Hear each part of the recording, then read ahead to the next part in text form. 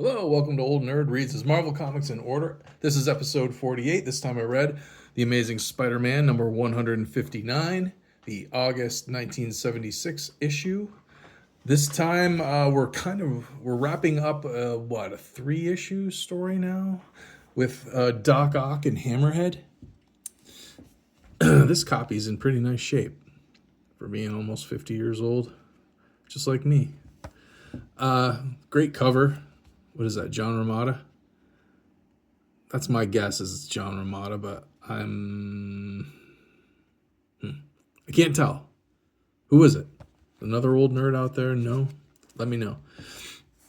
The interior artwork, though, is by Ross Andru, who I really love his Spider-Man. He draws a great Spider-Man. Mike Esposito on inks. He's a great inker. And written by Len Wein, one of our favorite writers from the 70s. This is one of those goofy Marvel titles from back in the day. Arm in arm in arm in arm in arm in arm with Dr. Octopus. What a great title. But yeah, Spidey and Doc Ock have just, well, I guess Doc Ock actually, not Spidey so much, but Hammerhead was a ghost the last couple issues, and he'd been chasing Doc Ock around as a ghost because Doc Ock was the reason he was a ghost. There was a nuclear explosion that killed Hammerhead or turned him into some sort of a ghost. I don't know. But last issue, they set up a piece of equipment, scientific equipment, and that returned Hammerhead to his human form. And now he's going to beat everyone in the room up. So a huge fight ensues. Spider-Man punches Hammerhead in the head, hurts. Then gets hammerheaded right in the gut, and that hurt too. Doc Ock punches him in the top of the head, which has no effect, but then pops him on the chin, which that actually hurts Hammerhead. Then they all do a Keystone Cops maneuver. They all kind of run into each other and knock each other out. Silliness abounds. Meanwhile, outside of the facility that our hero and villains are inside, it's the Suffolk County, what is it? Laboratory? I forget where they're inside of, but the SWAT team knows that something's going on, so they're coming in to take care of it. And then a helicopter lands on top of it, and some bad guys get out of there, and they make their way down into the building. Meanwhile, Spider-Man comes to just in time. He's about to get shot. It's these guys in yellow. We find out that they are Hammerhead's henchmen. They've come to rescue Hammerhead. But the SWAT team arrives at the same time, so a huge melee breaks out between everyone. I love this Slim Jim ad from the 70s, before Macho Man Randy Savage had his snap into a Slim Jim series of ads. They were still kind of funny. The mighty meat snack conquers the horrible hungries. You've tangled with the hungries before. They sneak up behind you at the library and make your stomach growl until your face turns red. They strike when you're halfway home from school, at least 10 minutes from the nearest sandwich.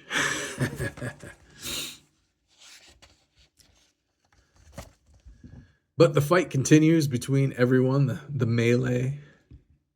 Spider-Man's punching out everyone. Aunt May's there too. She was captured by Hammerhead. She was captured by Dr. Octopus in the last issue. And there's still kind of a love interest between Doc Ock and Aunt May.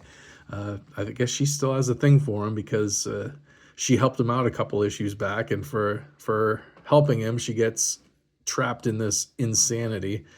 Now she's got a gun to her head and being airlifted away, captive of Hammerhead.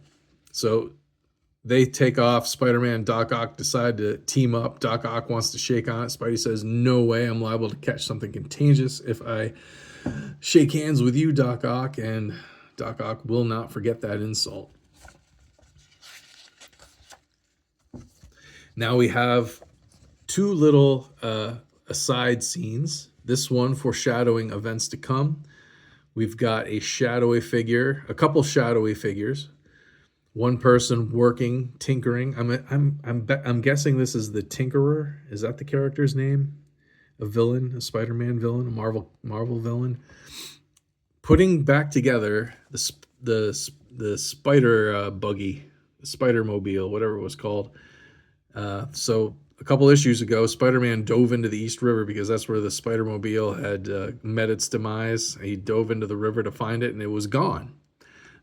I guess it was recovered by this shadowy figure right here. I'm guessing from the cigarette on a stem that it is probably Kingpin. I bet. The other character, the other bad guy that's putting the spider buggy back together, I'm guessing is the Tinkerer, but I'm not sure. Maybe it's the Mad Thinker. I'm not sure. Who knows? We'll find out soon. And then a second aside story at the Bugle. This seems to be a little ongoing gag. J. Jonah Jameson going through temporary secretaries. Last issue, he made one quit because he's such a maniac. Does the same thing this time. He's got kind of a plump, Miss Plum this time is her name, and she's a little plump, supposed to be a little overweight, I think. He confuses her with his chaotic demands and orders, and she gets frustrated when he says, "We can't have any dead weight around here." Dead weight. She quits. G. Jonah Jameson, he's got no sensitivity. But anyway, Doc Ock and Spidey, they track down Hammerhead to his lair. And these old G-men looking types are guarding the door, easily taken out by Doc Ock and Spidey. They go in through the kitchen, and they got a couple of cooks in there, and the cooks go for their guns. Doc Ock grabs the knives, pins them to the wall. A couple more goons show up with guns. Spidey has some cast iron frying pans. He takes them out. The letters page. Here somebody talks about the Spider-Man Superman team up, which had recently been released. And this reader writes in that he was hoping that Marvel would be able to fit this Spider-Man Superman comic into Marvel continuity. And the response is, we don't know how to do it, but if somebody out there can come up with a good way, we'll think about it. So that was interesting that they were thinking about it at least. What else? Anything else interesting in here? I just thought that was an interesting letter, trying to figure out how to make Spider-Man Superman team up part of Marvel continuity. But here we got Hammerhead trying to calm down Aunt May. Probably she's uptight or hysterical or something. He tries to give her a shot of liquor. She says, "No way will liquor cross these lips." So he's about to backhand her. Luckily, one of the goons who's knocked out on a gurney gets shoved through the door by Spider-Man and Doc Ock, who burst in. Here's a good old comic book trope. Hammerhead taps a secret button under his desk, which makes the whole office spin. It's a big circle, and it starts spinning like a centrifuge. Of course it does. Why wouldn't you have something like that built into your secret lair? It's very Batman 66-ish, no? But anyway, Hammerhead dives through the window at the proper time while the office is spinning, where the window actually looks outside. He escapes that way, but then quickly the room spins to where the view outside the window is a brick wall. And Spidey rips up the floor. He finds the gear mechanism underneath that's spinning the room. And Doc Ock finds his chance, leaps through the window at just the right time where he's able to get out. Spidey starts throwing junk down into the gears to get the room to stop spinning, takes care of the last of the henchmen. Unfortunately, the room did stop spinning, but it's right where the window is blocked, so Spidey can't get out. Doc Ock's out there alone just in time to see Hammerhead take off in his little helicopter. and Hammerhead's mocking him because he's getting away, and Doc Ock was too slow. Doc Ock, not to be deterred, grabs a couple of trash cans and whips them at the helicopter, knocking one of the props off, sending it into a tailspin, and it crashes and explodes into the East River. So that's the end of Hammerhead, apparently. They make it seem like that's his... I mean, he just came back from being a ghost, and now he's dead again. Poor guy. But I'm sure we'll see Hammerhead again in some future issues. And then Spidey busts out. He has to bust out through the roof with Aunt May. Now him and Doc Ock, their alliance is over, so they're going to fight. But sirens... Doc Ock was going to take Aunt May because I guess he loves her, but as soon as the sirens come, he's like, "Oh, I'm out," and he leaves her there. So he's not a very good boyfriend.